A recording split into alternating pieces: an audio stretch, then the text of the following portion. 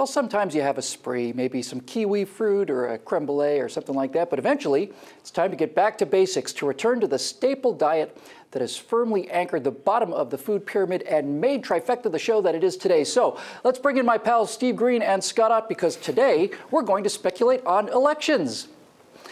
Gentlemen, it's an even-numbered year and summer is approaching. That means there's an election coming up about half a year away, and so far, although put nothing past the grand old stupid party, it's looking pretty good. Neither team much excited about things, but the Democrats significantly less excited than the Republicans. Now, I don't really want to speculate on whether or not we retake the Senate right now. That seems about 60% likely that we will. I want to speculate on what happens if we retake the Senate. So, Steve, let's start with you. Foreign policy. Smart diplomacy.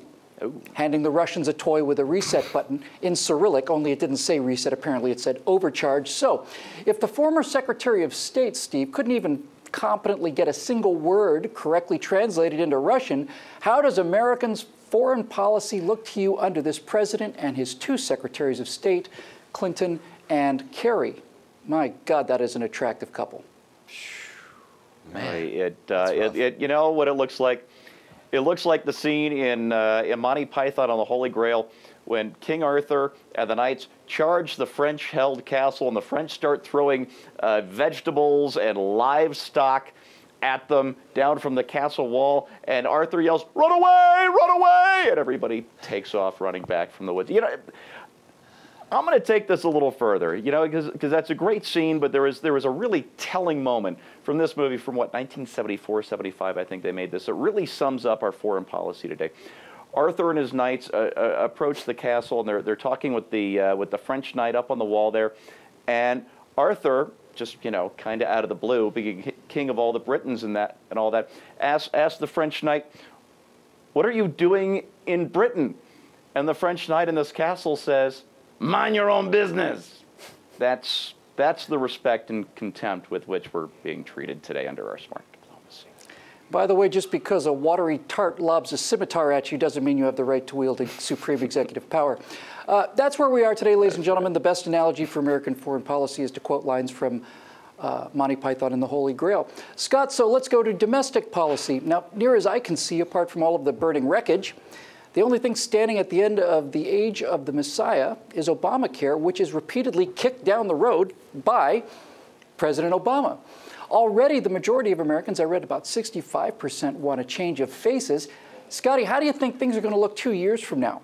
Have ducks ever been this lame in the past? Well, you know, I would like to think so. However, my gut tells me that no.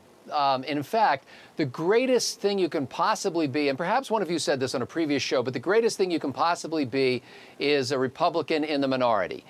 Because you can stand for all your principles, you can spout them, you can be idealistic, you can be principled, because you're going to lose every vote. But when it starts to get to the position where your vote could actually make a difference, all of a sudden things start to change. And I predict that there will be enough Republicans in both houses who are saying things like, well, you understand now, there are now 10 million or whatever the number will be by that point, people who are now in this system, and we don't want to have any sudden changes and stuff like that. So if you hoped, you know, sort of if you're putting your hopes on a delusion that suddenly you're going to have a bunch of principled Republicans when you have a majority or even a supermajority, that's not what generally happens in this country. I think there's still good reasons to go out there and put that supermajority in place, but don't think that suddenly it's going to repeal Obamacare and everything's going to be honky and dory. I think the term you're looking for is hunky and dory, and your racist remark has been reported to the PC police. When we're talking about you, it's hunky. We'll have a new guest next week. Honky. Thank you. That's enough out of you. Off to the re-education camp you go. Folks, this thought has been recurring to me lately. You know, when conservatives got 8 years of Ronald Reagan, he turned the country conservative for 3 decades, and he ushered in an unprecedented era of growth and security and increasing standards of living. But after 6 years of Barack Obama, we have stagnant growth, record numbers of people on welfare or simply just not even looking for work anymore. The country is more divided, it's less happy, it's less secure, and it's less optimistic than ever, at least in my memory. You know, more businesses failed last year than were started for the first time since before Reagan. Don't you think that these progressives hoped for something more than this?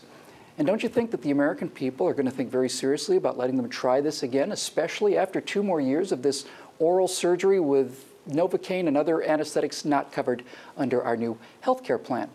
For PJTV, I'm Bill Whittle.